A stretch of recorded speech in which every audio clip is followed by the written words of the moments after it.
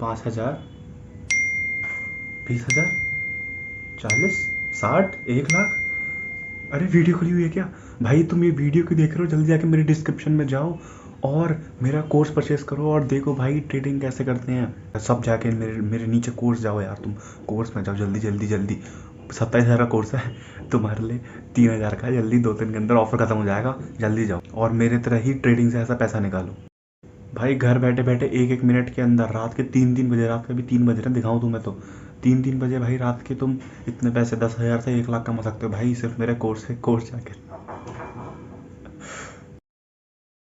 तो भाई बिल्कुल ऐसे ही जैसे मैंने तुम्हें बताया, लोग मार्केट में आते हैं विदाउट एनी नॉलेज, या नॉलेज होने के बाद भी लोगों के पास आते हैं और मार्केट में ये बोलते हैं, ये न्यूज़ फैलाते हैं कि मेरे स्टॉक में इन्वेस्ट करो, जो मैं तुम्हें बता रहा हूँ वो करो, या तो अपना कोर्स बेचेंगे, ये करो वो करो, अपनी नॉलेज बताएंगे, आधी अधूरी नॉलेज बताएंगे और लोगों का पैसा लूट के चले जाते हैं।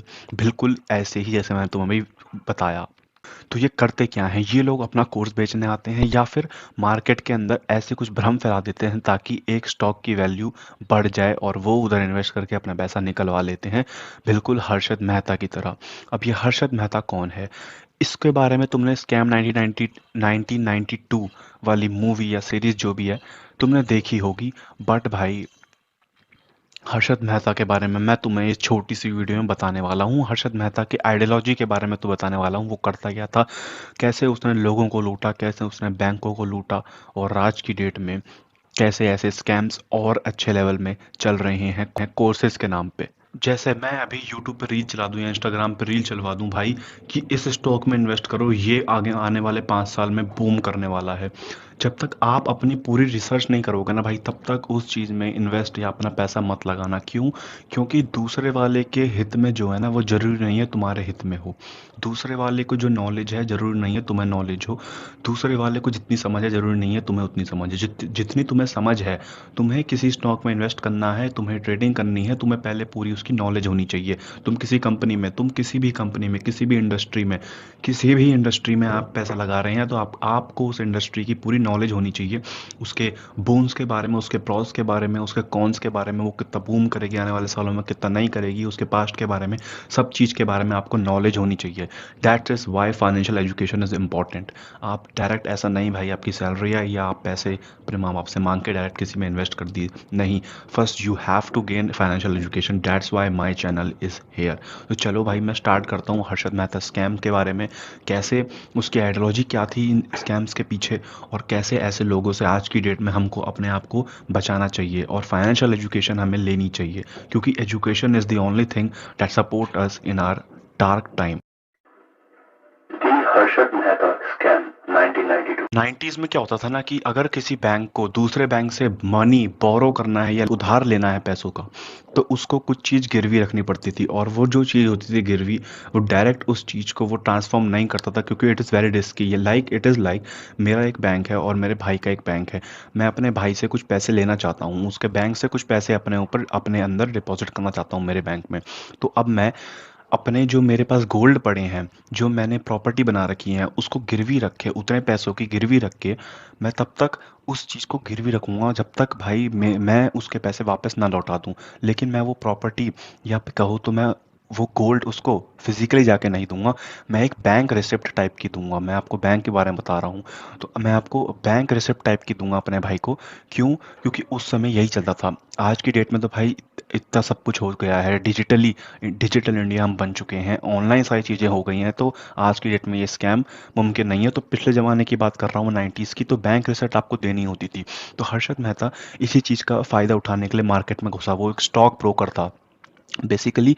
एक बैंक के मैनेजर को या एक बैंक के एम्प्लॉय को दूसरे बैंक जो मनी ब्लेंड कर रहा है, जो मनी बोरो कर रहा है, दोनों को मिलाने के लिए एक ब्रोकर का काम आया करता था। लेकिन आरबीआई के रूल्स के मुताबिक ये जो ब्रोकर थे, इसको पैसा नहीं दिया जाता था, यानी कि जो ब्लेंड कर रहा है मनी, वो इसको पैसा नहीं देगा, और जो बैंक रिसिप्ट दे रहा है अपनी, वो भी ब्रोकर को पैसा नहीं देगा। ब्रोकर का काम केवल एक है कि वो दोनों पार्टीज को मिलाएगा, ना कि पैसे एक्सचेंज कराएगा। पैसे डायरेक्टली दोनों के बीच में एक्सचेंज होंगे, ब्रोकर बीच में नहीं आएगा। लेकिन हमारे स्टॉक ब्रोकर हर्षद मेहता यहाँ पे आए और इनने ये करा कि हर्षद मेहता ने ये करा, जो लेंट मनी करना था, जो बैंक अपना पैसा देना चाहता था, उससे पैसे पहले ले लिए और बैंक रिसिप्ट वाले से भी बैंक रिसिप्ट पहले ले ली।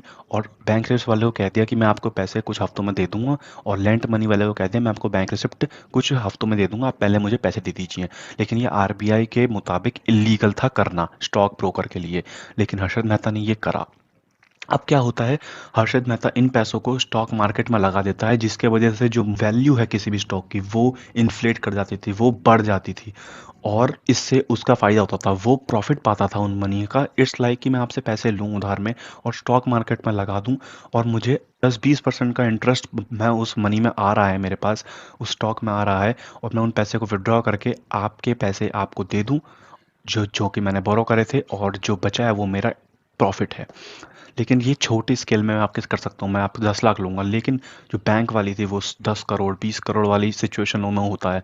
तो 10 करोड़ 20 करोड़ लगा रहे हो तो ऑफकोर्स सी बात है भाई, आपको 10 करोड़ एक्स्ट्रा मिलेंगे रिटर्न में। तो अब ये 10 करोड़ उसके अपने हो गए विदाउट एनी सिंगल मनी। यही हर्षद मेहता ने करा। हर्षद मेहता ने क्या करा, हर्षद मेहता ने जो बैंक पैसे देना चाहता था उससे बैंक पैसे पहले लेके स्टॉक मार्केट में इन्वेस्ट करा। स्टॉक मार्केट में इन्वेस्ट करने के बाद जो सारा रिटर्न आया वो अपने पास रखा प्रॉफिट, और जो बाकी बचा पैसा जो कि लेंट कर रहा था बैंक दूसरे बैंक को, वो पैसा उस बैंक को दे दिया। अब इससे क्या हुआ कि उसका प्रॉफिट, उसने स्टॉक मार्केट में पैसा लगाया और रिटर्न अच्छे से मिल गया उसे। बाकी जो 10 करोड़ थे उसने उसको दे दिए, और बैंक एसेट उसको दे दी। तो यही इसने बीच में भाई साहब इसने ऐसी गेम खेला और ये अच्छा खासा पैसा कमाने लग गया। लेकिन फिर ये आगे चल के स्कैम एक्सपोज हो गया। भाई तुम सोचोगे यार, लेकिन ये स्कैम से हम लोगों को कैसे इफेक्ट हुआ, नॉर्मल ह्यूमन बींग्स को कैसे इफेक्ट हुआ, जो कि रिच नहीं थे, हम जैसे मिडिल क्लास लोगों को कैसे इफेक्ट हुआ। इफेक्ट ऐसे हुआ भाई कि हम जैसे लोग हैं ना आज की जनरेशन में, कोई भी मार्केट का शेयर बढ़ रहा है, अगर वो स्काई रॉकेट की तरह बढ़े भाई किसी भी कंपनी का, हम उसमें डेफिनेटली इन्वेस्ट करेंगे विदाउट नोइंग कि भाई उसके पीछे किसका हाथ है। जैसे कि मैं आपको बताऊं 1992 में हर्षद मेहता का हाथ था ऐसे शेयर्स बढ़ने में, ऐसे शेयर्स के प्राइस बढ़ाने में, इन्फ्लेट करने में, लेकिन किसी को पता नहीं था। तो लोगों ने क्या करा, लोग इन्वेस्ट करने लग गए भाई, अपनी सेविंग्स भी लगाने लग गए कि कहीं वो दुगनी दुगनी हो जाए भाई कुछ आने वाले सालों में। इसीलिए ये स्कैम माना जाता है, क्योंकि भाई 50% से ज़्यादा लोगों की सेविंग्स डूब गई थी जब ये स्कैम एक्सपोज हुआ कि ये ऐसा चल रहा है मार्केट, कोई जादू नहीं हो रहा है। बेसिकली पैसा जब फ्लो होता है ना किसी मार्केट में, जब बिग इन्वेस्टर्स जाते हैं किसी मार्केट में पैसा लेके बड़े बड़े, तभी तभी किसी चीज़ का प्राइस बढ़ता है। आप देखते होगे आपके आसपास जितने भी चीज़ें हैं, आपके आसपास कितने भी चीज़ें हैं, कोलगेट हो गया या कोल कह लें, या सिल्वर कह लें, गोल्ड कह लें, या लैपटॉप किसी भी कंपनी का, डेल एचपी का, उसके शेयर के प्राइस देखना। अगर वो कोई बड़ा इंसान उसे खरीद ले या अपना पैसा लगा दे उस चीज़ पे, तो उसके वैल्यू तुरंत बढ़ जाती है। जैसे बिटकॉइन की बात करें, पहले के ज़माने में बिटकॉइन बहुत सस्ते हुआ करते थे, नॉर्मल ह्यूमन बींग्स हम जैसे लोग भी खरीद सकते थे। लेकिन आज की डेट में एक बिटकॉइन की वैल्यू 96 लाख अप्रॉक्स 80-90 लाख हो गई है एक बिटकॉइन की। पहले के ज़माने में वो बहुत सस्ती, 7 पैसा, वो तो मैं बहुत पुरानी बात कर रहा हूँ, 7 रुपये 1000 ऐसे थी।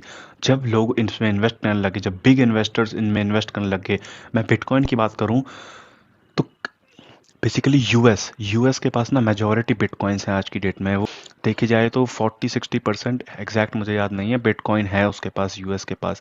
इसलिए इसकी वैल्यू आज की डेट में 80-90 लाख क्रॉस कर गई है। तो मैं इस वीडियो के माध्यम से आपको यही बताना चाहता हूँ भाई, आज की डेट में हर्षद मेहता चाहे इतने बड़े स्कैम ना हो रहे हों, लेकिन छोटे छोटे स्केल में स्कैम्स हो जाते हैं।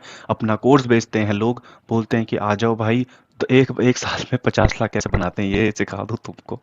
एक साल में 50 लाख कैसे बनाते हैं ये ट्रेडिंग के तहत मैं तुम्हें सिखा दूं। ये सब भाई स्कैम से बढ़कर कुछ, मतलब ये स्कैम से नीचे नहीं है भाई, ये स्कैम जैसे ही मान लो इन्हें।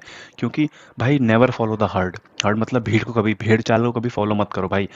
जो तुम्हारे लिए सही है ना यार, पहले एजुकेशन पाओ, फाइनेंशियल एजुकेशन पाओ। ऐसे से यूट्यूब देखो यार, तुम बुक्स पढ़ो फाइनेंशियल एजुकेशन के बारे में, पहले नॉलेज लो फिर जाके इन्वेस्ट करो, क्योंकि भाई knowledge is important.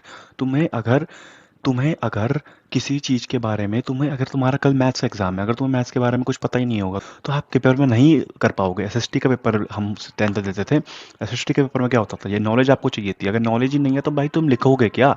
People are scamming you, be cautious.